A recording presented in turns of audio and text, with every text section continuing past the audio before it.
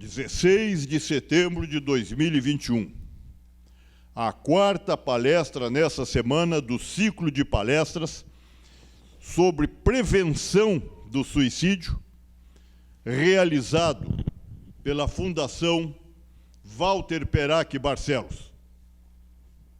Agradeço a mesa hoje, composta pelo Dr. Márcio e doutora Franciele, psicólogos, que nos orgulham com suas palestras nesse importante, extremamente importante tema que tem vitimado tantos brigadianos.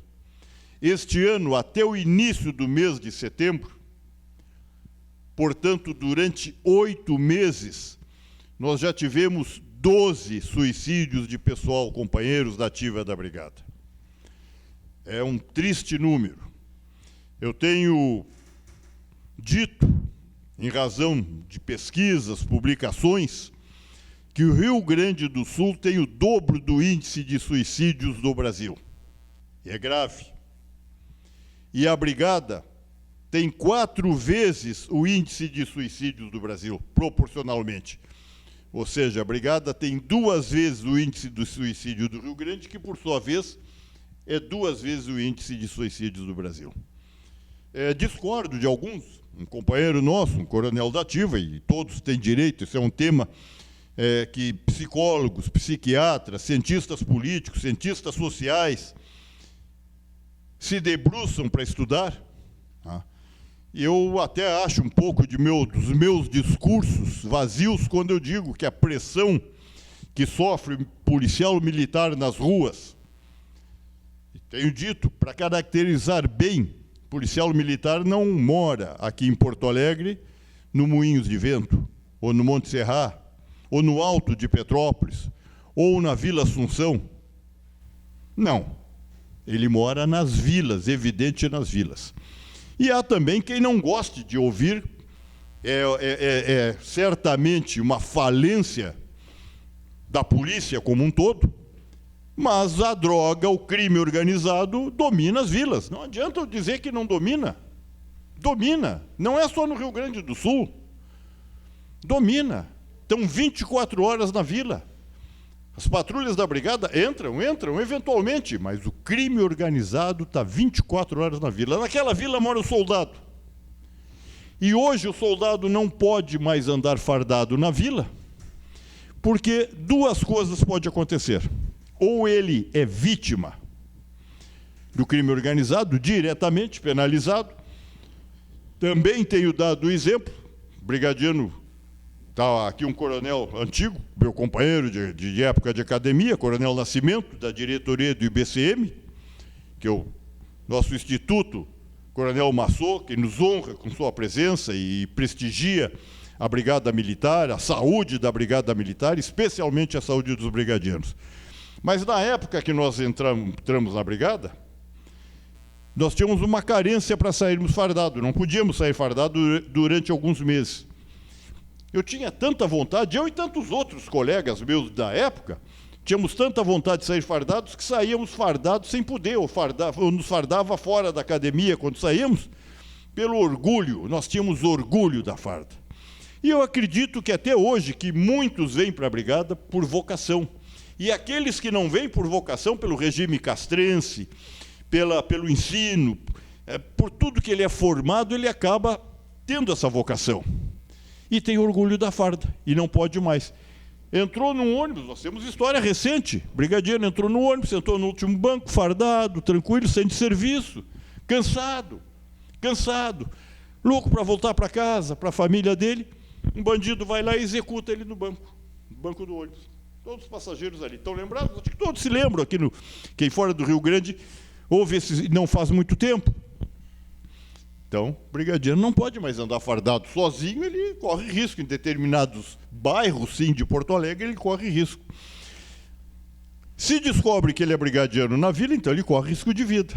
Ou corre o risco de dizer, eu sei onde é que teu filho estuda, onde é que a tua mulher trabalha, se tu não me passar informação privilegiada, ou o que quer que seja, eu vou matar, pegar a tua família. E pega mesmo, e a justiça não alcança. essa coisa de justiça, hoje eu ouvi um comentário que me fez refletir agora na Rádio Guaíba, agora há pouco. Cidadão dizendo do Dr. Roberto Jefferson, que é presidente de um partido que está preso, que se ele fosse traficante já estaria solto. Então vejam como as pessoas hoje reagem. E é nesse mundo que o soldado vive. Mas esse coronel disse que o soldado da brigada se mata por questões passionais. Aí eu cheguei a uma conclusão que nós somos os melhores amantes do mundo, os brigadianos, ou os piores amantes do mundo. Por isso que o resultado final é o suicídio, porque se não fora isso, se nós fôssemos então iguais ao civil, evidentemente que a sociedade civil teria um índice de suicídios nessa situação, por crimes, por situações dessa natureza, muito maior. Então não é a soma da pressão, como eu disse, onde o brigadiano mora, onde ele vive, a situação de salário. Os outros estados não sabem, aqui nós não sabemos nunca quando vamos receber, porque passamos 50 e tantos meses, 55, 56 meses, com o Estado não nos pagando em dia. E assim mesmo, a cada mês dizia se não ia poder pagar. E houve ocasiões em que não pagou e parcelou os salários. Como o 13º, da mesma forma, que para recebermos tínhamos que tirar empréstimos ou receber em 12 vezes. A soma, a falta de reconhecimento pela sociedade, quando um brigadiano, eu como aprêmio numa situação de angústia, eu preciso de alguém, de um brigadiano, aí eu digo, bom, quando eu preciso desses caras, não vou dizer o nome, quando eu não preciso, estão tudo cheio aí, quando eu preciso não tem ninguém aqui. Entretanto, quando eu não preciso e passo na rua, não faço um gesto de cumprimento, de boa tarde, não ofereço, se ele está a pé, passando na minha casa, um copo d'água, não dou a mínima para ele. Tudo isso aí faz, pô, mas vem cá, na brigada me dizem que eu estou defendendo a sociedade não me reconhece. Então são inúmeras as causas. E gostaria, lamentavelmente, um auditório, nos honram as pessoas que estão aqui, mas praticamente vazio. E eu gostaria, doutora Franciele, gostaria de ver esse auditório cheio, principalmente de brigadianos. Sabe por quê? Porque comandar, nós dizemos que um homem mandando em 2 homens é comandar. E quando a gente comanda, quem comanda não é só para ganhar mais. Ele ganha mais porque tem muito maior obrigação, muito maior os seus deveres, muito maior o seu compromisso com a sociedade, mas especialmente com aqueles que estão em defesa da sociedade. Gostaria que tivesse cheio de brigadianos aqui, oficiais, sargentos, tenentes, capitães, majores, tenentes coronéis e mesmo coronéis, gostaria. Lastimo não vê-los. Nenhum companheiro da ativa da brigada aqui. Por quê? Porque se aqui tivéssemos, certamente eles aprenderiam muito mais hoje de como ver pequenas nuances, pequenas mudanças no comportamento do dia a dia de seus comandados e chamá-los e com isso orientá-los e evitar um suicídio. Então, um completo desinteresse. Lastimo profundamente. Profundamente. Não sou político, defendo politicamente correto, defendo a verdade. E lastimo hoje, lastimo realmente o que está acontecendo. Mas vamos aproveitar, e aqueles que tiverem oportunidade depois de acompanharem num vídeo, que nós vamos botar nas redes sociais, o façam, porque todos estaremos aprendendo. Muito obrigado.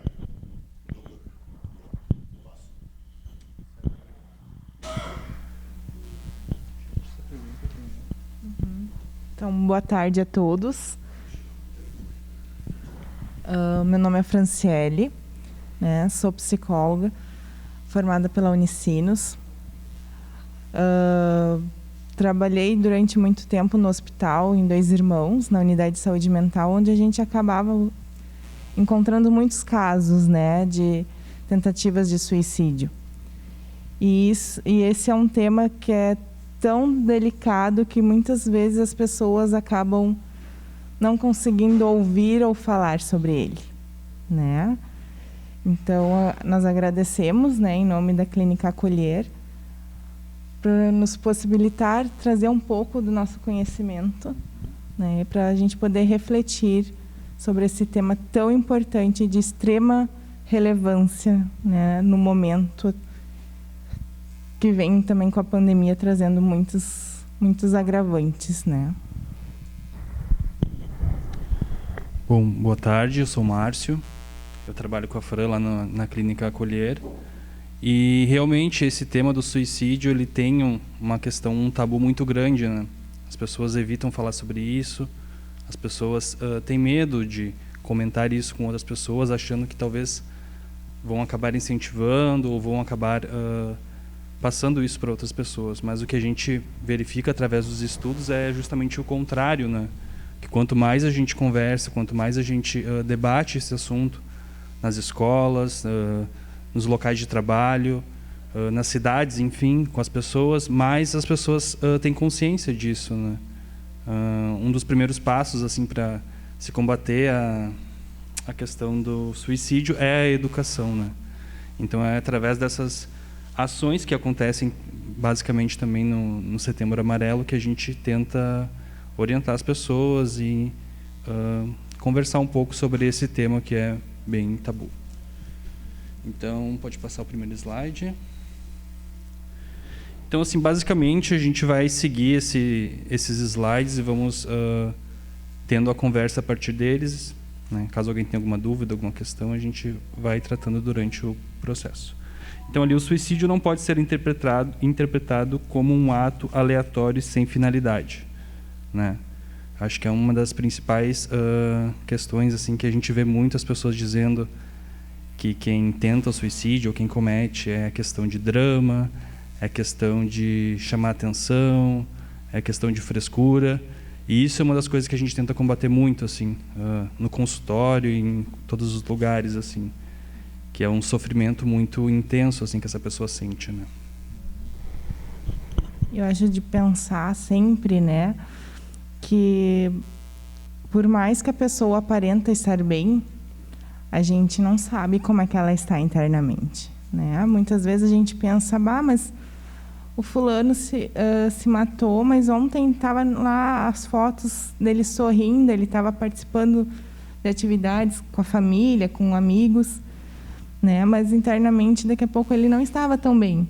E o medo, né, de demonstrar isso acarreta um sofrimento enorme, né? Daqui a pouco tem que dar conta de muitas coisas, e isso vai acumulando de uma forma em que a pessoa chega a um extremo de sofrimento, mas com medo de compartilhar e ser um fardo para a família ou para os colegas, né? Então, diante disso, a pessoa acaba começando a ter pensamentos sobre como seria se essa dor sumisse, né? Dele não ser mais um fardo para essa família, para esses colegas, né? E muitas vezes o suicídio acaba sendo a única resposta que a pessoa encontra, né? Então eu sempre falo assim que bom quando o paciente, né, consegue vir e falar, olha, eu estou tendo pensamentos de tirar minha vida. Porque a coragem que essas pessoas têm de conseguir pôr para fora o que está sentindo e pensando, principalmente, é o que faz total diferença, né? Porque é um momento que ele consegue colocar que o sofrimento ele não está conseguindo lidar mais com aquele sofrimento, né? Estava ouvindo o senhor colocando a questão, né, da brigada e da gente pensar, né, o quanto é sofrido, né? É uma profissão que está sempre cheia de pressão, né? Tu vai para uma missão, né? Para uma atividade, tu não sabe se daqui a pouco tu volta desse lugar, né? Há pouco tempo nós fizemos também uma capacitação na guarda de esteio e o quanto isso era trazido, assim, né? Dessa pressão que daqui a pouco tu vai para uma ação, tu não sabe o que tu vai encontrar, como tu vai encontrar, né? Se tu vai sair bem ou não daquela situação, né? Então tudo isso acaba acarretando muita pressão, muito sofrimento e o medo de muitas pessoas de se demonstrar fraca, né? Como tu é um protetor, se tu demonstrar fraqueza, né? Então, não é todas as pessoas que conseguem demonstrar isso. Permite? Claro. Até para nós colocar dentro da realidade. Eu tenho falado, nós temos um código, a brigada tem um código, só um código, de atendimento, de ocorrência. Então, como existe N tipo de ocorrências, né, cada uma tem um número. Estou atendendo, em vez de descrever a ocorrência tal, estou fazendo a tal. A ocorrência de número 18 na brigada significa que algum assunto trata um problema psiquiátrico, psíquico. Quando um companheiro dentro da brigada, aí, dentro da Força Castrense, tá, ele apresenta um problema, os próprios colegas dizem, ele 18. Tá? Ele 18. Ou seja, nós somos super-homens. Problema mental que a sociedade contemporânea toda tem, tá? Problemas de depressão, de todos os níveis e tantos outros, para nós que é crime. E ficou generalizado que é crime, que eu vou dizer o seguinte, e é por isso que nós fizemos esse ciclo de palestra, porque um soldado, quando eu falo soldado, aquele soldo todo que usa farda, ele fica constrangido de procurar um comando, alguém no quartel, porque ele vai ser rotulado, sim, vai ser sim, de o cara que tem problema. Então, cuidar, olha, cuida assim, ao invés de conduzirmos essa pessoa para o tratamento. Então, realmente, as pessoas, dentro dos próprios grupos, são estigmatizadas ao invés de serem apoiadas. Sim. E aí, acaba a pessoa não conseguindo falar sobre isso, né? Porque chegar a um ponto do suicídio não é uma coisa de hoje e amanhã, né? São coisas que vão acumulando ao tempo, né? Vai surgindo situações, surgindo outras situações, vai acumulando, e aí tu não tem um amparo no ambiente de trabalho, e o medo, né, de ser taxado de covarde, de ser taxado, né, de louco, né? Então, acaba agravando muito essa procura, né? E muito medo, assim, não sei como funciona na brigada, mas, assim, o que a gente vê muito é o medo de, daqui a pouco, um afastamento, uma perda, né, de questão financeira, que também a gente sabe que é difícil, né? Então, acaba a pessoa guardando para si, né? E vai aos pouquinhos, porque o pensamento suicida, a pessoa pode vir, né, acompanhando um processo tranquilo. E chega um ponto que aquilo está angustiando, e começa assim automaticamente o pensamento. Tu está bem, daqui a pouco vem aquele pensamento, mas isso não está mais fazendo sentido, né? Por que eu estou fazendo aqui? E aí esses pensamentos vão se agravando, que vai acaba se gerando uma proposta, né, um pensamento mais organizado de uma ação, e que acaba em algum momento sendo efetivada ou não, né? Por isso que a gente fala assim, da gente poder sempre pensar, De novo, me perdoe, mas eu acho que até a gente, para contribuir, né? O que a senhora exatamente que está abordando, eu gostaria de fazer um corte e voltar ao assunto e aproveitar para passar o nosso filme, até para que depois também sobre ele a gente possa raciocinar. Claro. E aí continuamos, porque é exatamente aí que essa falta de comunicação com as pessoas, do pedir socorro e não ter.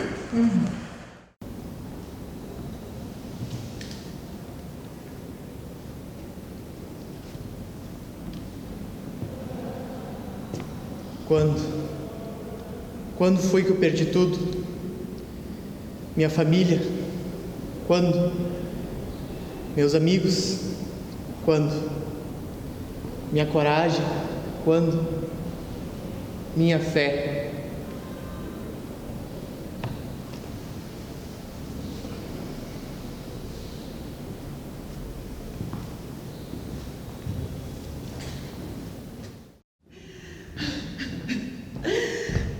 como é que eu vou contar isso pro nosso filho? Por quê?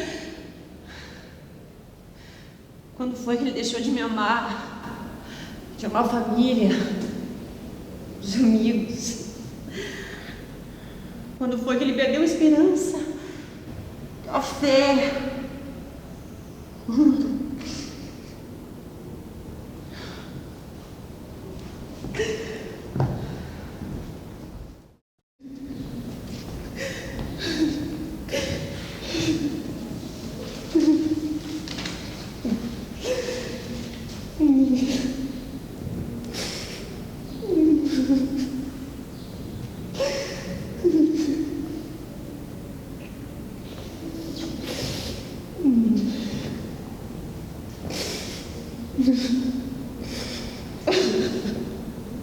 Por que vocês estão chorando?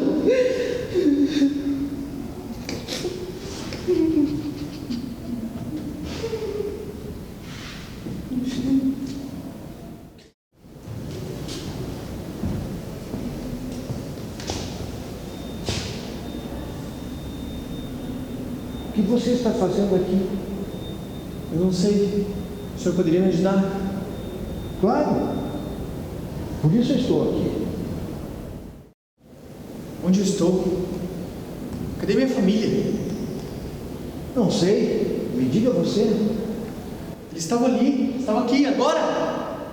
Não tem mais ninguém aqui agora. Só nós. Como assim? O que aconteceu? O que foi que eu fiz? Onde foi todo mundo? Onde foi a luz? Minha vida, os meus sonhos? Eu não sinto nada. E agora de repente vem o senhor que eu não conheço? Da onde? Quem é o senhor? Não acredito. Não sabes mesmo?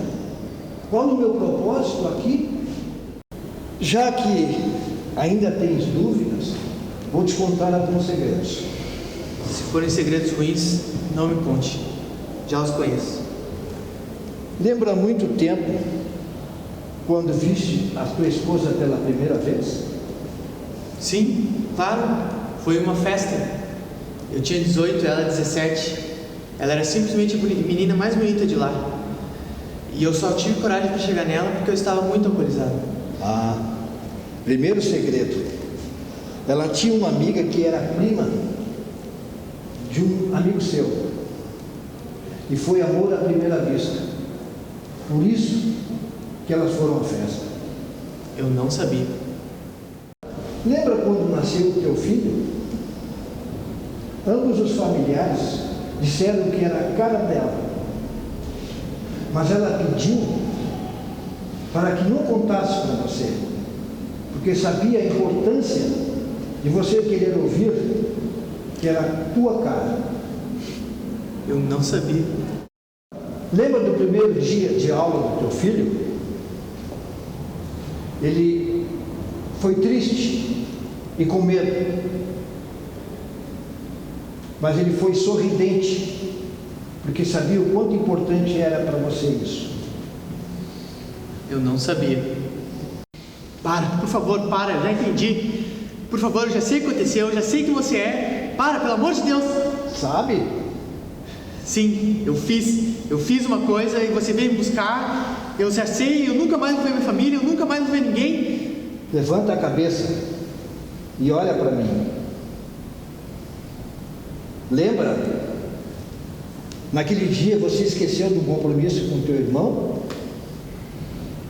Você pulou da cadeira e ele te segurou nos braços. Pegou um canivete que ele tinha no bolso, pois você sempre disse para ele que sempre é bom ter um. O resto você já sabe. Eu? Sim. Você se machucou, teve um edema na traqueia, foi colocado em coma induzido. Então eu estou sonhando e eu não vou acordar. E aquilo que você disse, nada daquilo é real, eu estava alucinando. Calma.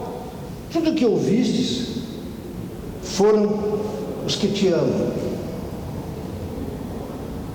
cuidando de ti. Eles estavam sempre ao teu lado. Por recomendação médica, Eles te contaram tudo que te deixa alegre, feliz. Claro, claro. Eu adoro quando minha esposa me conta tudo que ela fez para me reencontrar.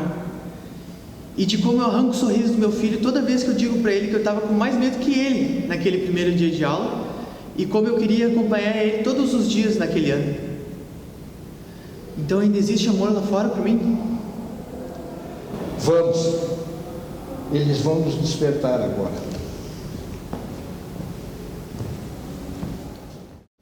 Espera, você vai junto? Como? Eu não te conheço, tenho certeza que eu não te conheço. Eu não sei quem você é. Sabe sim. Olha para nós. Eu sou você. Como eu?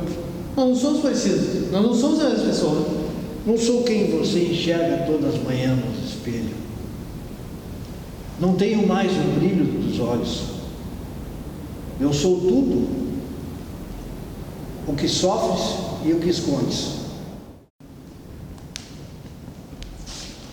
Eu sou todas as tuas angústias e teus medos, tuas noites em claro, teu choro abafado, teus pensamentos ruins, teu pedido de socorro suprimido, tua vontade de fugir e teu medo de falar, tua vontade de gritar e teu desejo de socorro.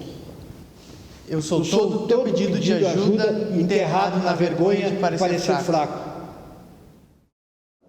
Estar doente não é crime. Estar doente não ofende. Estar doente não é fraqueza. Fique atento. Converse. Não julgue. Não discrimine. Não ignore. Não se omita. Abrace quem te protege. Um vídeo muito bom, né? Pra gente poder refletir tudo que a gente já estava conversando um pouquinho, né? De poder ver, assim, os pequenos detalhes do dia a dia, né?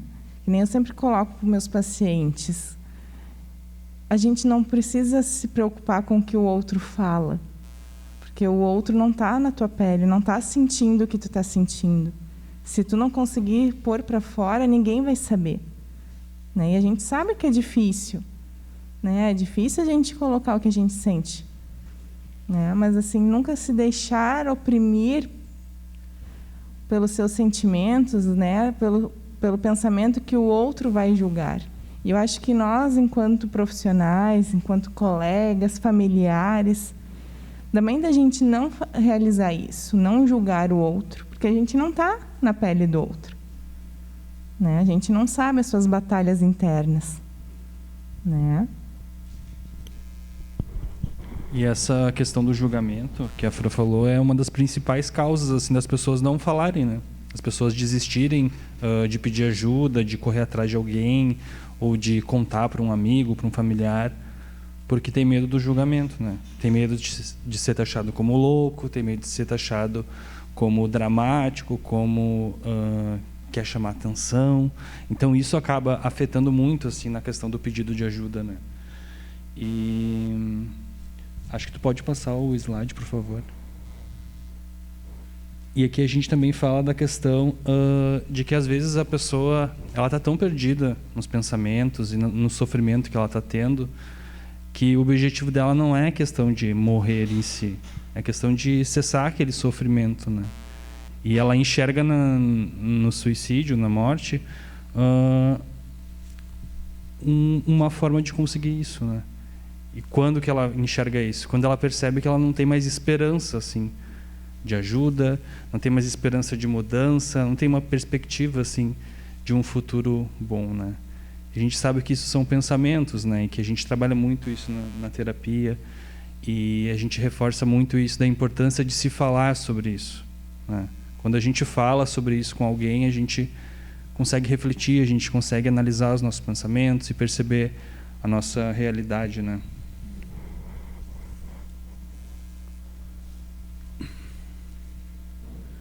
Bom, aqui é um slide bem importante, assim, dos sinais mesmo, né? Os sinais que a gente consegue perceber nas pessoas quando elas estão assim em sofrimento, quando elas estão pedindo ajuda e que muitas vezes a gente acaba deixando passar, né? Se a gente não presta atenção, se a gente não se importa com essa questão da saúde mental, da nossa mente, dos nossos pensamentos, enfim. Só para complementar, né? A gente conhece os nossos familiares, né? Até quando a gente trabalha em conjunto, a gente conhece o nosso parceiro, né? Assim, de trabalho, a gente sabe que, que alguma coisa, às vezes, nem que seja pequenininha, a gente consegue perceber que está diferente, né? Mas aí, às vezes, a gente pergunta, tá tudo bem? A pessoa vai dizer, não, tá tudo, só não dormi direito de noite, né? E aí a gente fica atento a essas falas, o quanto toda semana esse tudo bem vem com alguma justificativa, né? Aconteceu uma coisa, mas tô levando, né? Ou principalmente quando a gente tem um convívio mais próximo, da gente ver questões simples, né? Tipo um desânimo para fazer atividades que a pessoa gosta, né? Aquela pessoa vinha caminhando até para fazer, né, a corrida antes de vir para o trabalho. Mas eu não estou fazendo mais, estou muito cansado, né? Vamos sair depois do trabalho com os colegas. Não, já não. Eu não estou bem, eu vou para casa. Ou, eu tenho coisas para fazer em casa. Tudo aquilo que a pessoa tinha como uma rotina e que aos poucos a pessoa vai perdendo o interesse, é um sinal de alerta, né? Porque é o que acontece. Esses sinais mostram que a pessoa não está bem com a sua saúde mental. Muitas vezes tem um indício de depressão que a pessoa acaba nem descobrindo antes, né, do ato. Então, essas coisas pequenas do dia a dia, a gente tem que ficar atento, né? E se a gente achar, não, olha, vamos dar um olhar mais profundo, de conversar com a família, olha, no trabalho ele está meio preocupado, ele não, né, está acontecendo alguma coisa em casa, né, ou até mesmo com os nossos familiares, sentar e perguntar, está tudo bem? Porque é aquela questão que a gente sempre pensa, né? Mas a pessoa tinha tudo do bom e do melhor e se matou, né? Mas as questões questões materiais nem sempre são a solução para tudo, né? A gente tem que pensar que nós somos seres humanos.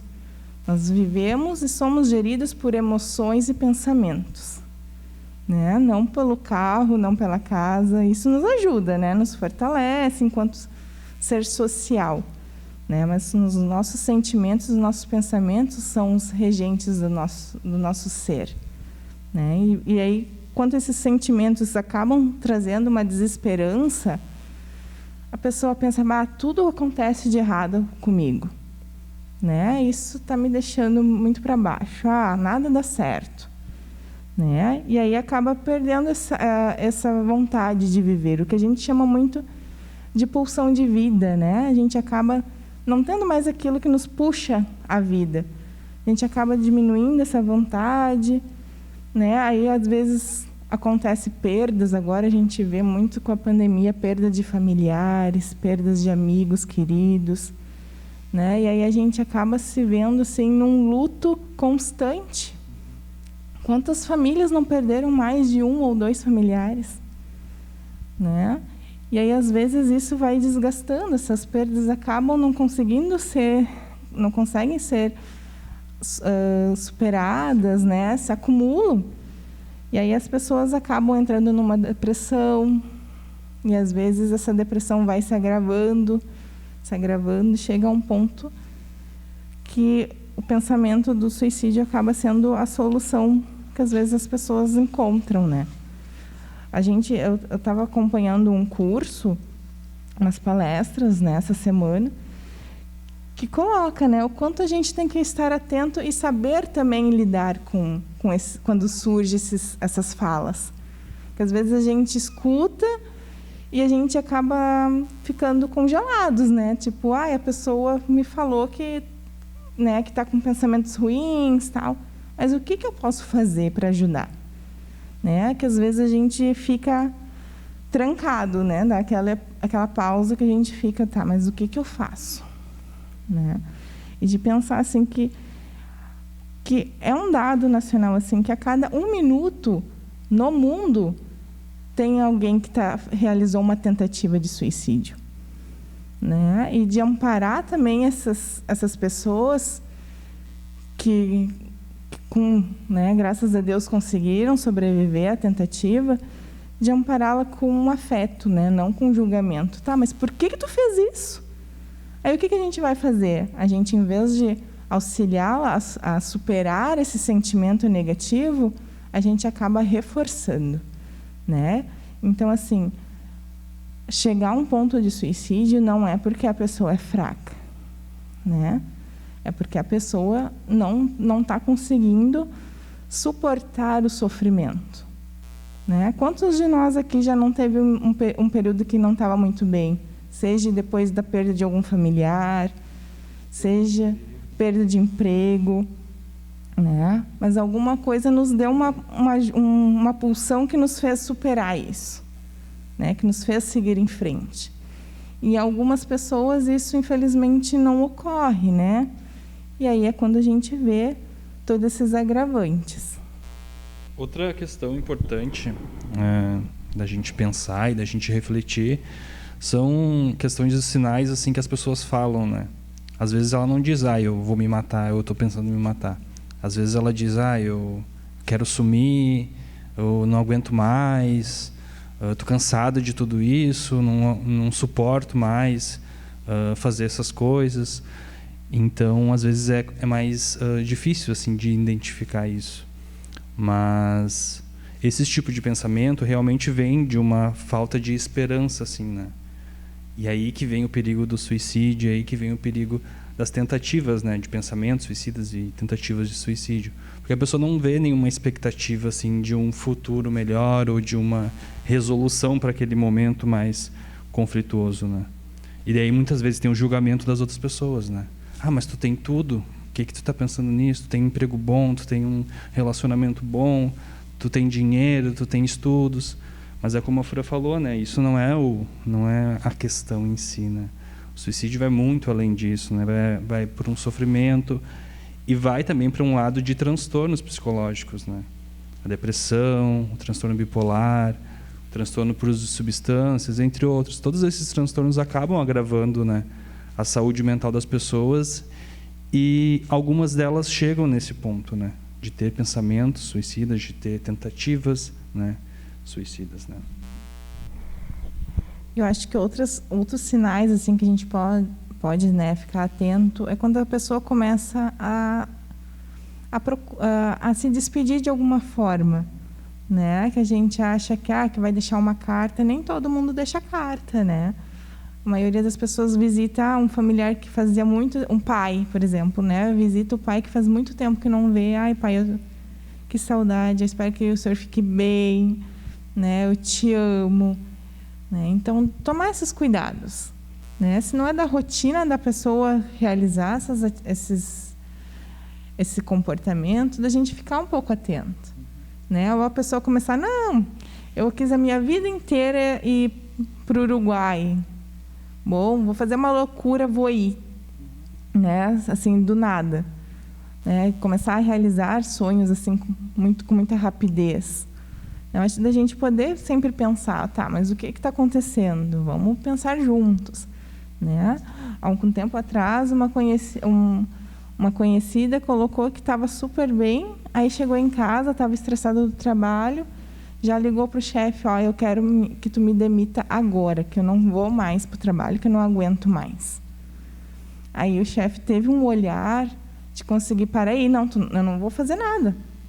E ligou para a colega, não, tu vai lá porque a fulana não está bem, né? E realmente ela não estava, né? Mas teve o amparo naquele momento, que ajudou ela a ver o que eu estava pensando, né?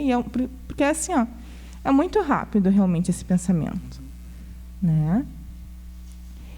E por isso que a gente traz a importância do tratamento psicológico também, né? Da gente poder pensar e pensar também o quanto a gente, às vezes, ainda existe um preconceito referente a esse tratamento, né? O quanto muitas pessoas não aceitam bem a gente falar, não, procura um psicólogo. E aí a pessoa, mas psicólogo é para louco. Se eu falar que eu estou indo no psicólogo, meus colegas vão rir da minha cara, né? O meu chefe vai me punir de certa forma. Então, assim, de pensar que o tratamento psicológico ele vem para dar esse suporte, né, para a pessoa poder trazer o seu sofrimento e ser trabalhado, né? O que causa esse teu sofrimento? Como é que a gente pode lidar com esse sofrimento, né? Que a gente consiga passar diante da terapia possibilidades que a pessoa consiga no seu dia a dia lidar para poder sair do momento que tem esses pensamentos, que está se sentindo mais para baixo, né? De conseguir lidar com isso.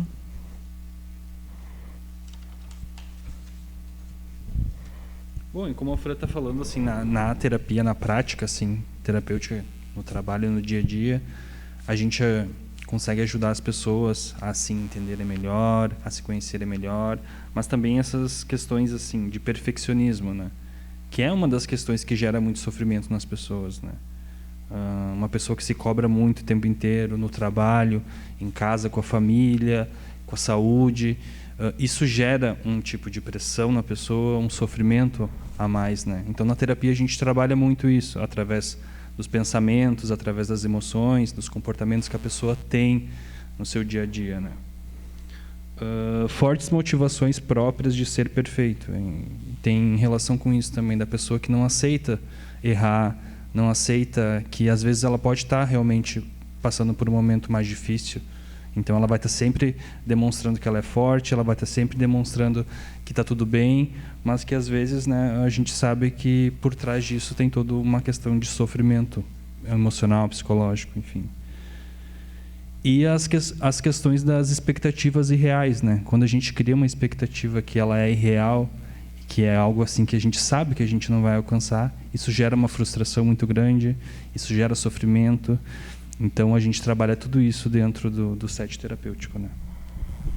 Não, e só para complementar a questão das expectativas, a gente cria muita expectativa no dia a dia, né? A gente cria qualquer coisa que a gente vai fazer, seja umas férias programadas com a família, a gente cria uma expectativa enorme, né? Mas quando a expectativa não é alcançada, né? Porque a gente sempre tem que pensar que a expectativa sempre vai ser maior que a realidade, né? Às vezes a gente cria uma ilusão de que tudo vai ser maravilhoso, assim, e vai chegar a um ponto que não vai ser. E como que a gente lida com a frustração que é gerada, né, com essa expectativa que não foi alcançada, né? É que nem a questão da felicidade. Todo mundo em busca da felicidade, mas o que é a felicidade? Né? A felicidade acaba sendo uma utopia, porque as pessoas pensam que a felicidade é estar feliz o tempo todo, né? Mas não, a felicidade às vezes é encontrada nos momentos pequenos, né? Poder dar um bom dia para o companheiro, para os filhos, para os amigos, né? Poder realizar uma atividade que antes estava complicada de ser feita, né? Da gente poder valorizar esses pequenos momentos. E muitas pessoas têm muita dificuldade de lidar com a frustração. E essa dificuldade acaba gerando sofrimento, acaba gerando acúmulos de muitas coisas e chegando a um ponto que se transborda tudo, né? Que aí vem também a lógica do tudo ou nada. Ou eu tenho tudo ou eu não tenho nada, né? Que aí de tentar pensar assim que não, a gente fracassa, sim, né? A gente não é perfeito o tempo todo e nem por isso a gente precisa se sentir culpado e carregar um fardo maior. A gente tem nossos limites, né? Que nem a gente estava falando antes, ninguém é super-homem que vai dar conta de tudo, né?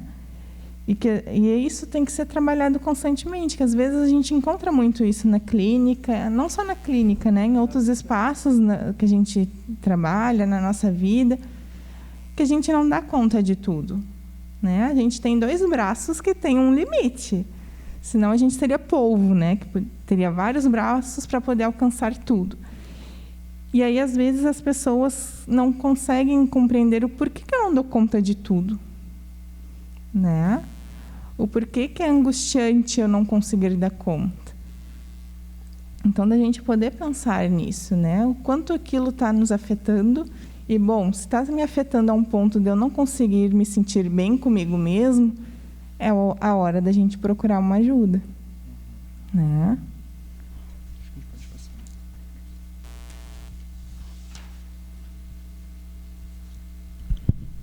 Bom, agora é um momento bem interessante assim de troca, que é como abordar alguém que pode estar em risco, né? Como é que a gente vai conversar com essa pessoa, como que a gente vai chegar nela sem também estar reforçando, né, os pensamentos suicidas, os comportamentos suicidas.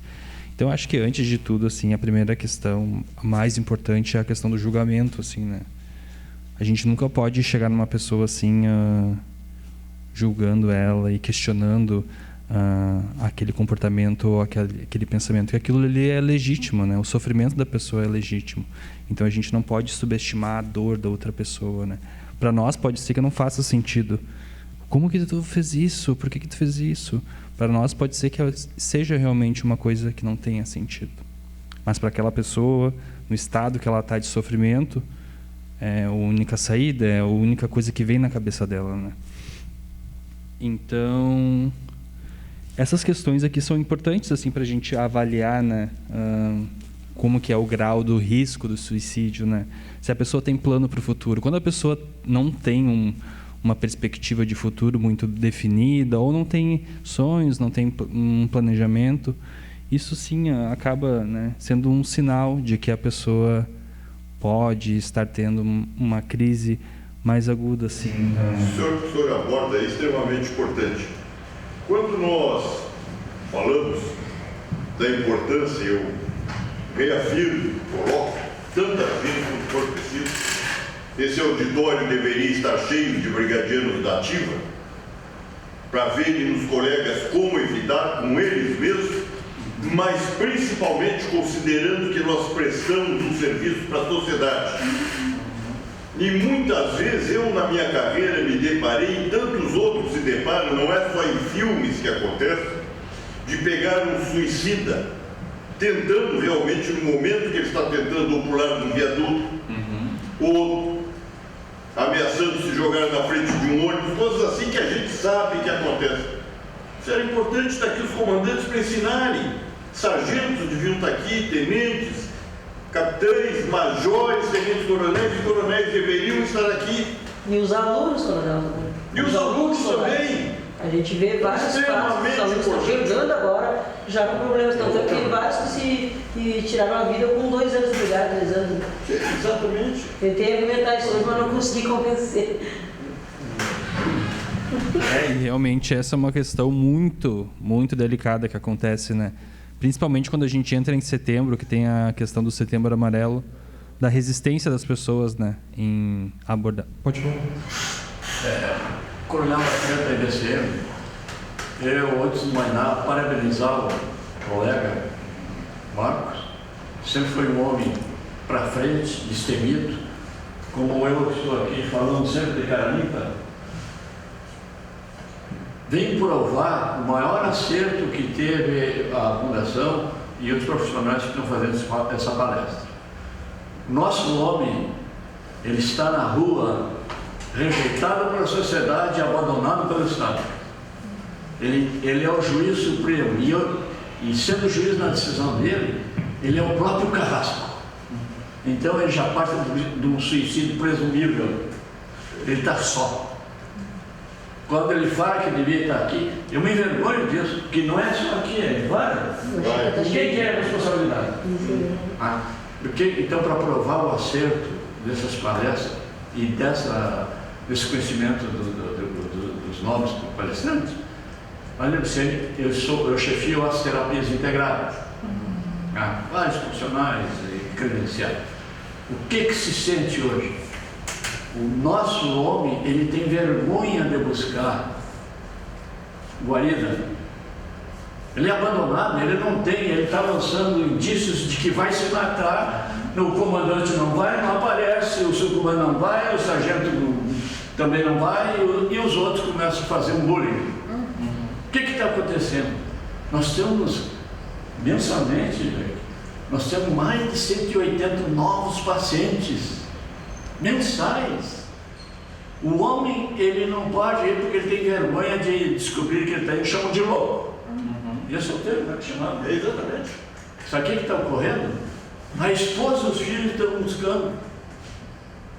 A tentativa de suicídio está na família.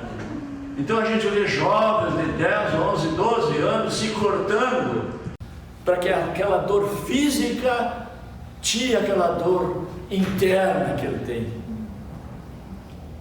Então nós estamos altamente preocupados, nós já falamos com o Coronel Beck, preocupado com isso. Parece que ninguém está olhando isso.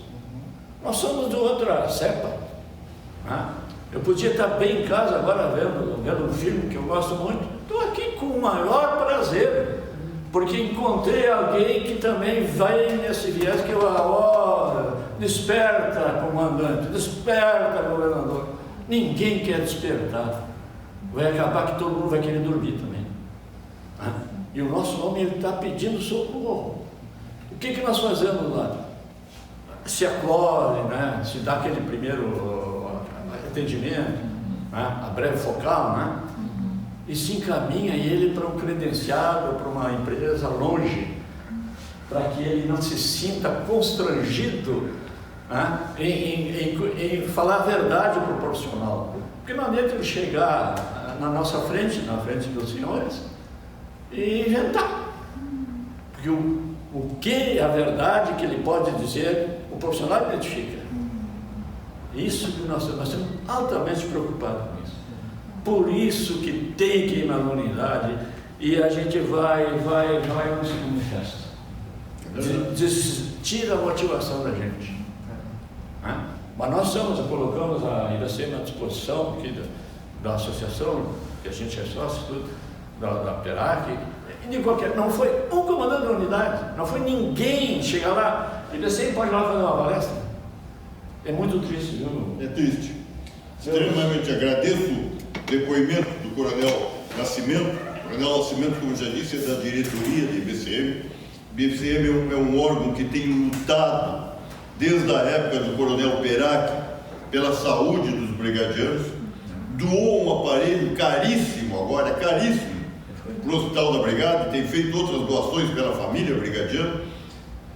E é importante, muito importante, o que ele disse, que eles estão atendendo os familiares lá dos brigadianos, esposas, crianças jovens, algumas até se mutilando por falta de orientação e porque querem viver. E o pai de família é desassistido na brigada. E eu, quando falo de pressão, falo das pressões, como eu disse, a coronel que acha que todo o problema da brigada de suicídio, Terezinha, ouvi isso, é problema de sentimento, de passional. Não, não é.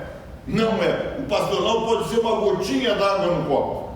É uma soma deles. E é isso que esse homem, o Coronel Nascimento, de novo, ele usou um outro termo, o bullying. Muitas vezes ele ainda sofre bullying por estar aqui, estou perdendo o sentido da vida, estou perdendo não sei o quê. Então, veja bem, na forma de pressão, ele vai para uma ocorrência e nós todos, soldado que é companheiro dele, comandante da patrulha, até o coronel, doutrinamos sim, para que atenda a sociedade, para que preste o melhor serviço. E ele vai. E quando tem que enfrentar o bandido, ele podia virar as costas comodamente, ir para casa, fazer que não viu. Ele enfrenta. E quando enfrenta o bandido, muitas vezes no confronto ele mata, ou fere, ou é ferido, ou são mortos. Mas o brigadiano no confronto, quem vai defendê-lo não é essa tal de defensoria pública. Ele tem que pagar do bolso dele. Ele tira do salário dele. Da salário dele não, da família dele, da esposa, dos filhos, para custear um advogado a serviço da sociedade. Mas, segundo eu ouvi, o problema do suicídio na brigada é passional. Então, eu também tirei a conclusão, Terezinha, que nós somos os piores e os melhores amantes do mundo. E a fala de vocês é é de suma importância, né? Porque não é somente o sujeito que sofre, a família também está entrelaçada. Muitas vezes a gente recebe, eu trabalho com criança e adolescente na clínica também, e a gente recebe assim, muitas crianças que vêm como o pedido de socorro da família, digamos. Mas, né? o que eu me permita, desculpe, mas é bom até para a gente, soldado, eu disse, repito, tem que repetir, nós soldados gostaria, não, nem é possível, eu sei que não é possível, morando no Moinhos de Vento, no Alto Petrópolis, na Assunção, ele mora em Vila. E em Vila ele não pode dizer que é brigadiano, porque se ele disser que é brigadiano, ou ele e a família dele vão sofrer pressão, ou ele diretamente ou a família dele. E o filho dele, que tem 8 anos, 9, 10, 12, está na escola. E o filho que tem orgulho do pai não pode demonstrar orgulho para o pai. Não, meu pai é brigadiano, meu pai, como eu vi, não sei o que, é um anjo do sacrifício da sociedade. O meu pai, se não é a polícia a garantir a sociedade, não pode. O que teu pai é? Nada contra, uma grande, cobrador de ônibus, trabalha de uma loja, tudo, grandes empregos, né? Mas o filho teria orgulho de dizer, meu pai é brigadiano, e ver histórias e poesias da brigada, e não pode dizer qual é o drama de uma criança dessas. Qual é o drama? Qual é a responsabilidade nossa? Qual é a responsabilidade nossa? Nós temos que salvar vidas da sociedade, mas que para salvar vidas da sociedade, nós temos que salvar as nossas próprias vidas e dos nossos companheiros. Senão, quem vai salvar a vida da sociedade? Coelhinho da Páscoa? Papai Noel? Não, é isso, e o Estado não olha. Tá, e está gravando, que esteja gravando, porque nos anos 90, seu Adelmo, que é um cientista político, nós tínhamos na Brigada Estado efetivo, por orientações da ONU, são orientações internacionais. O Rio Grande tinha 7 milhões de habitantes e nós tínhamos 34 mil homens e mulheres, homens no sentido genérico. Hoje o Estado tem 11 milhões e meio e no policiamento, me desmintam se puder, no policiamento, não é na guarda de presídio, não é no policiamento ostensivo, não temos 10 mil homens. Dobrou o efeito. Isso quer dizer o quê? Que o brigadiano está trabalhando como um condenado, como um escravo. Então esse homem tem sim que ser assistido, e não é. E com certeza, né? A gente pensar que o correto seria que tivesse um apoio, mesmo que a pessoa, né? Um apoio interno, assim, que desse esse suporte constantemente, né? Claro, pensando que toda situação mais agravante deveria já ter um acompanhamento posterior, né? Tipo, enfrentou uma situação com arma de fogo, que foi uma situação bem grave, com risco de vida, posteriormente já deveria ser encaminhado para um acompanhamento. Não sei se isso acontece. Raramente. Como eu falei no início ali, a gente teve até o ano 2000, mais ou menos, nós tínhamos dentro da escola, tanto para os alunos soldados como para os alunos oficiais, a saúde mental presencial. Nós tínhamos psicólogos civis que trabalhavam nas escolas, que acompanhavam as turmas. Hoje nós conseguimos recuperar desde 2016, mas online. O aluno não tem aquele contato direto com o instrutor que acompanhe e veja a diferença deles em sala, que muitos vêm do interior, muitos vêm, como a gente diz, né, meninos e meninas de carpete, que nunca conviveram com uma zona onde tem uma alta criminalidade, e quando se depara com as primeiras ocorrências, eles vão ver que a realidade que eles viveram é completamente diferente da que eles vão viver agora. E aí começam as alterações de se colocar no lugar do outro. A gente aprende a empatia em relações humanas, como se colocar no lugar do outro, como vivenciar situações, mas só que a gente sabe que, como policial, o nosso lado é um e o lado do criminoso é outro. Mas mesmo assim a gente tem a noção que a gente está indo para a rua, não com aquela ideia de aprender a matar, aprender a eliminar o obstáculo, a gente vai aprender a se defender, a defender os outros. E a gente sai frustrado quando a gente não consegue resolver aquela situação. E aí isso aí vai somando, se eu tivesse feito assim, se eu pudesse ter feito assim. Então eu ainda entendo que a educação, a saúde mental deve existir desde o início, desde o dia que entrou na brigada. que quando chegue na tropa já tenha noção de como vai ser, de como tem que se cuidar, o orar e vigiar, como a gente diz, né? De não perder a fé, de não desacreditar no ser humano e continuar tendo aquela força de vontade, ciente de que vai se deparar com situações constrangedoras, com situações muito fortes, porque já viveu até hoje. E isso abala muito, muito o mental de cada um. A gente vê, assim, às vezes citando exemplos de ocorrências em salas de aulas, a recepção deles, como eles veem, como eles se sentem ao se colocar no lugar daquele colega que se deparou com aquela situação, daquela ocorrência.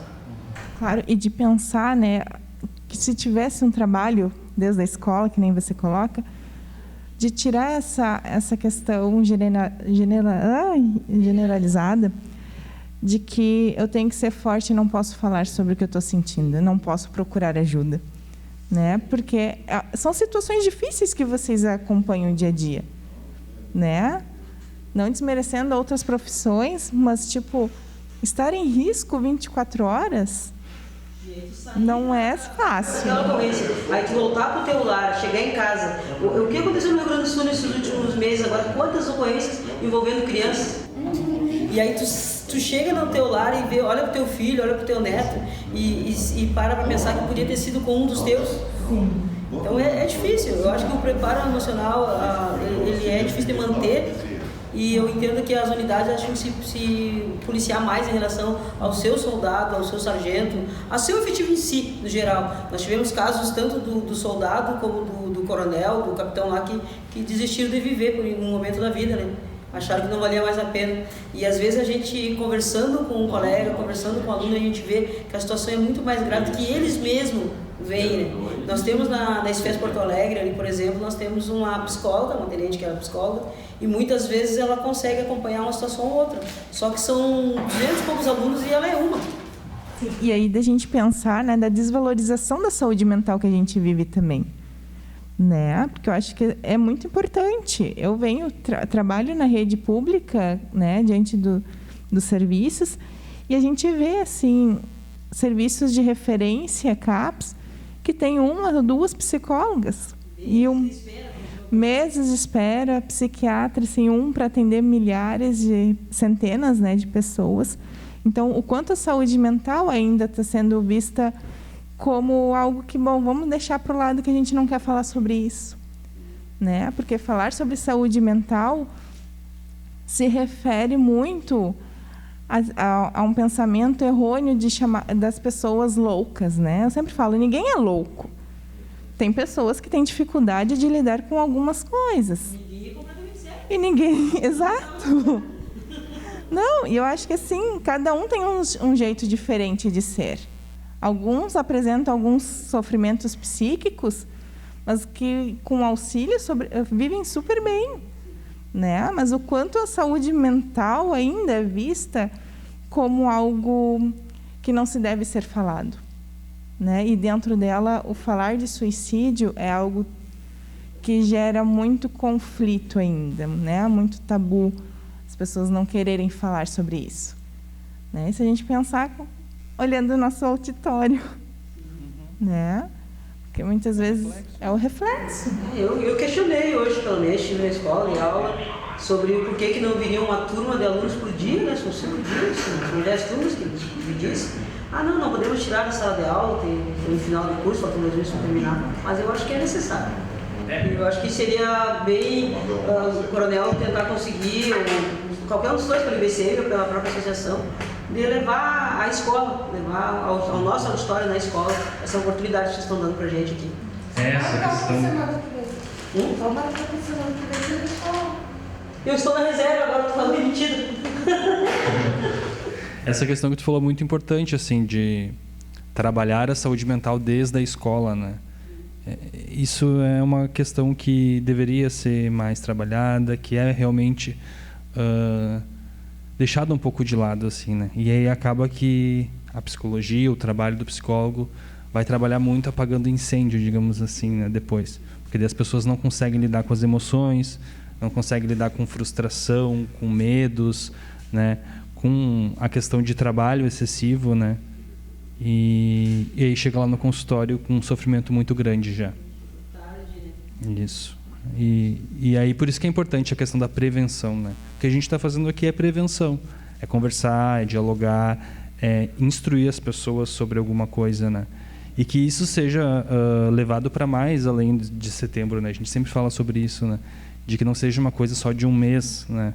Que isso seja frequente nas empresas, nas escolas, em outros locais também. Até porque o suicídio não ocorre só em setembro, né? Todos os dias, né? E eu acho que é importante a percepção dos alunos, né, que estão entrando na brigada, principalmente porque eles vão daqui a pouco estar atendendo uma chamada de suicídio, né? E como tu vai amparar uma pessoa que está num sofrimento total se tu também não fala sobre isso, né? É muito fácil a gente chamar ao 18, mas bom, aquele 18 é uma pessoa que tem sentimentos, que está em sofrimento, que tem uma história. Vai na reserva, manda embora todos os dias, aí já sai, o problema chegou, obrigado ao problema, vai embora do problema, aí acaba desistindo da vida quando já está na reserva aí. Porque não teve amparo dos colegas, né? Para outra coisa, não foi identificado pelos colegas. Exato.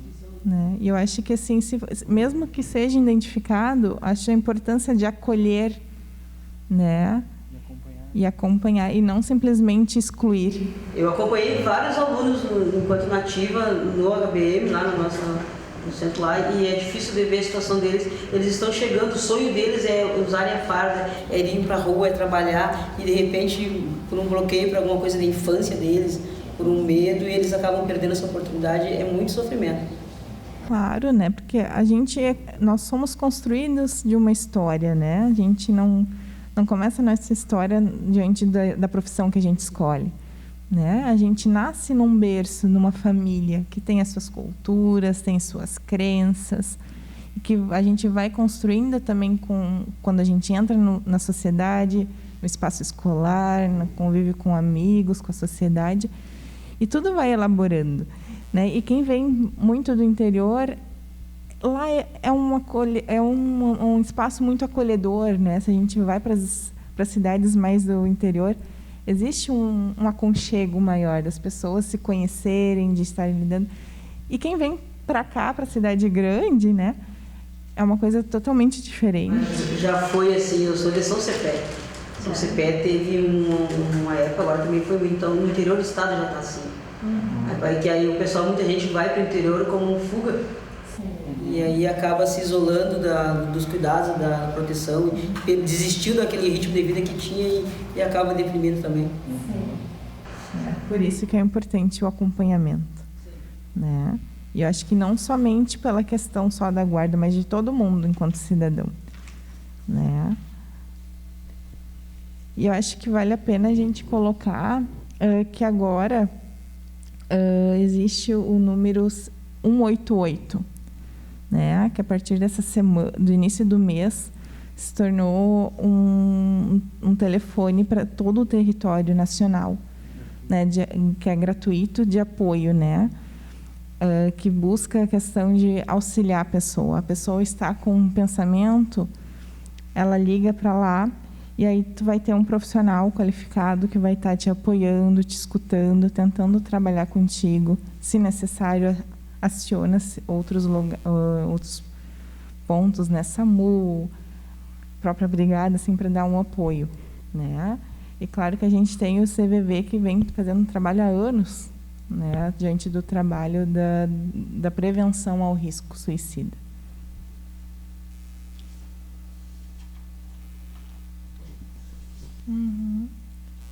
Então ali nós temos os nossos contatos e esperamos, né, que a gente possa ter trazido. Posso fazer uma? Claro. Posso fazer uma colocação assim? Coronel Beck, o senhor está de parabéns com as OFF por esse evento. Eu digo que esse filme que o senhor passou, quando? É uma circunstância de tempo. Quando? É algo que a gente nos questionamos. Quando? Excelente filme. Gostei bastante do filme das OFFs. Quando? Eu tenho 3 casos de suicídio, amigos, no meu condomínio, um grande gerente de banco. Ele era surfista e ele teve um problema de coluna e não conseguia mais surfar. E ele era gerente de um grande banco aqui em Porto Alegre.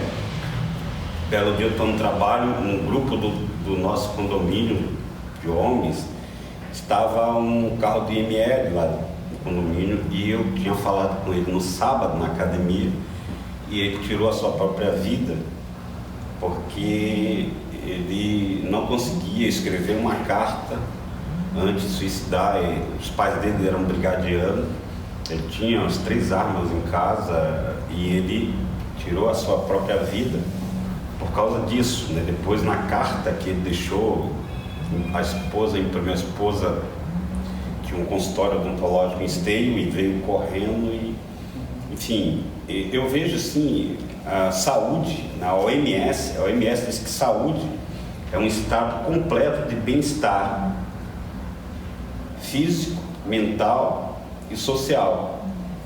A OMS define isso e não apenas uma ausência de doença, né? E quando eu tive a oportunidade de ler alguma coisa sobre como é que acontece nos Estados Unidos com o seu profissional da segurança. Os Estados Unidos seguem exatamente à risca o mente sã, incorpore sano, mente sadia e corpo sadio. Nós, como militar que somos, né? Eu sou militar da Marinha, da Reserva, nós preservamos muito pelo físico, esquecemos um pouco da mente. Então nós somos, quando a gente fala físico, mente, a gente tem o espiritual, psicológico, nós vimos o comportamental, social, o familiar, né? Essa questão de mente e físico, seja nutricional, seja médica, ambiente. Então ele tem basicamente os americanos em 3 áreas. Ele verifica a família, organização e o ambiente. Ele se preocupa com essas 3 coisas: família, organização e ambiente. E como nós, eu vi assim na excelente apresentação e palestra do doutor e da doutora, exatamente esses fatores de risco, né, que até escrevi aqui alguns fatores de risco: distúrbio de personalidade, atitude, que a gente vai vendo no cidadão. Ele tem distúrbio, tem atitude, tem nervosismo, tem insônia, tem isolamento. Esses fatores que vai de risco, e aí a gente tem essa proteção. Olha, você tem a família, fator de proteção, você tem família, você tem filhos, né? Isso é um fator de proteção. E uma coisa bem interessante é a escuta ativa, né? Você escutar, e quando escuta exatamente essa conversa indireta, se não julgar, se não saber por quê, mas vamos chegar, e essa rede de proteção que é acolher, né? Uma rede de proteção que a gente precisa estar sempre atento, porque eu vejo que a guerra e a paz começam na nossa mente, né? A Bíblia, ela diz assim, ó, transformai-vos pela renovação da vossa mente, e tudo começa na nossa mente, seja guerra, seja paz, seja concordar ou discordar. E eu achei bem interessante a colocação do Coronel Beck. Mais uma vez, está de parabéns, Coronel, assim, achei fantástico.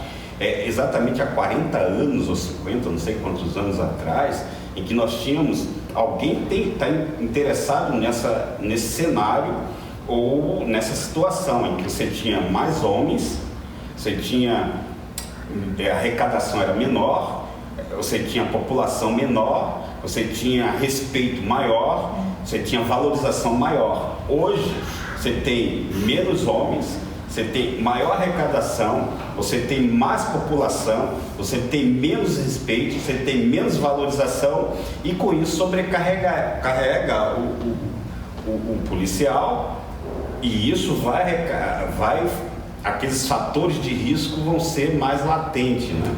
Então, teria 2 situações que eu vivenciei de próprios amigos da brigada, mas vamos deixar para um outro momento, que estamos bem avançados. Mas parabéns, gostei muito.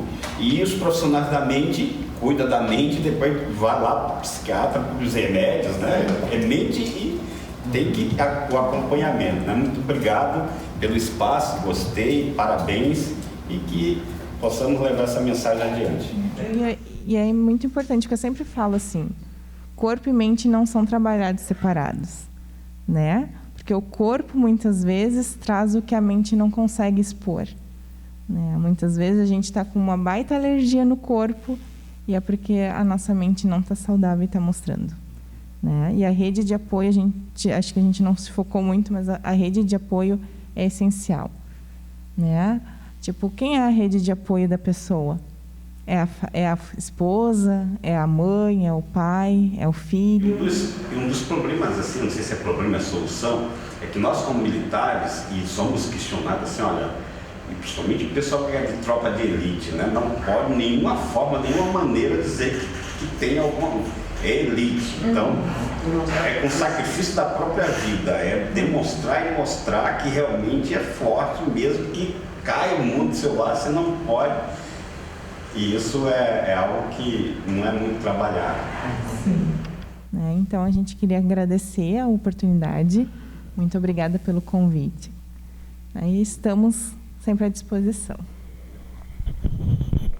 Eu vou tirar a máscara porque voz grossa, senão realmente ninguém entende nada. Mas quero agradecer especialmente ao doutor Márcio e à doutora Franciele, que voluntariamente, colaborando conosco, gratuitamente, trazem seus conhecimentos, abrem mãos de estar atendendo seus pacientes, seus compromissos, para estarem aqui trazendo um assunto que eu vejo de vital importância.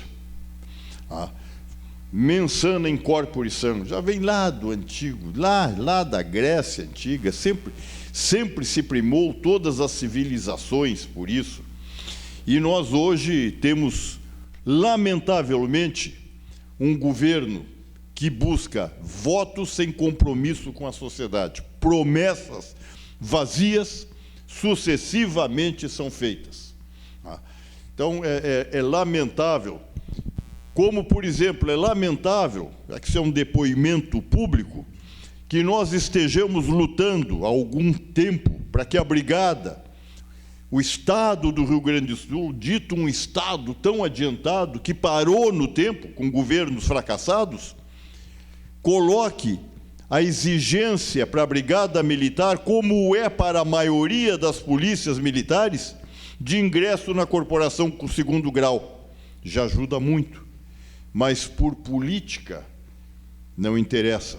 Então, várias coisas temos que avançar. E no trato dos homens que defendem a sociedade, nós temos que ter políticos e governos mais conscientes. Agora, recentemente, lamentavelmente, num equívoco, o governador do estado não, ele estava informado. Aí me dizem que a Procuradoria do Estado deu um parecer. Eu quando chamo um advogado, e eu sou advogado inscrito na OAB, infelizmente o direito se presta muitas vezes para dar duas opiniões diferentes e diametralmente opostas. É como se eu tiver um cachorro, eu vou ensinar o cachorro a minha maneira e não a maneira do vizinho. Então, esses pareceres de órgãos subordinados não dizem nada. Na realidade, no Brasil, a Constituição Federal parece que deixou de falar mais alto. Parece que deixou de falar mais alto. Lá na Constituição Federal, bem claro, e quem quiser vai pesquisar, estou cansado de citar o artigo, diz que é proibido para os militares a progressividade na cobrança pelo Estado da Previdência.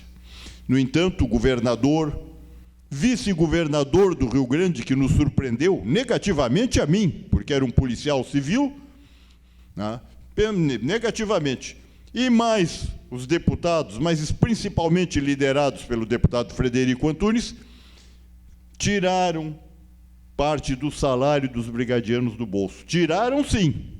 Aumentou o desconto. Isso é mais uma das coisas que acarreta o drama da família brigadiana. Serve à sociedade. militar estadual tem 34 direitos a menos que os trabalhadores comuns, inclusive o direito de greve é um deles, nós não temos. No entanto, para efeito disso aí, o governador do Rio Grande do Sul nos considerou como trabalhadores civis, lamentavelmente. E isso pesa na tropa. Pesa na tropa porque vivemos uma sociedade de consumo. Vamos no supermercado, temos que pagar em dinheiro. Quem tem carro e pode abastecer ainda, tem que pagar em dinheiro vivo. Para viver, tem que pagar em dinheiro vivo. A escola do filho, pagamos em dinheiro vivo. Então é difícil você ter, numa época dessas aí, aonde na Covid, com essa pandemia, lamentável e triste pandemia, aonde prendeu-se as pessoas em casa, no Estado, e isso afeta o brigadiano. O brigadiano, às vezes, é casado com alguém que é funcionário do Estado. E boa parte das demais categorias do Estado trabalharam em home office. O brigadiano não, estava ali no dia a dia da rua, enfrentando o crime, a chuva, o frio, os desmandos da sociedade, buscando igualar os desiguais na medida em que eles se desigualam. Lá estava o nosso brigadiano. Então, lamentamos de novo uma palestra tão importante que as pessoas não estejam aqui, especialmente o pessoal da ativa, para verem, para estudarem, sentirem como podem, com boa vontade, evitar o suicídio. Agradeço um auditório vazio, mas muito bem iluminado pelas três pessoas que aqui estão, além de nós da Fundação. Coronel Nascimento, do Instituto Beneficente Coronel Massot, que nos honra com a sua presença e nos honra em representar a IBCM. A Terezinha, uma batalhadora pelos direitos humanos, pela assistência, pelo acompanhamento à saúde do brigadiano. O seu Adelmo, um cientista político que faz parte comigo, é um oficial da Marinha Brasileira, da Reserva, mas faz parte comigo, com orgulho, da Legião Altiva da Brigada.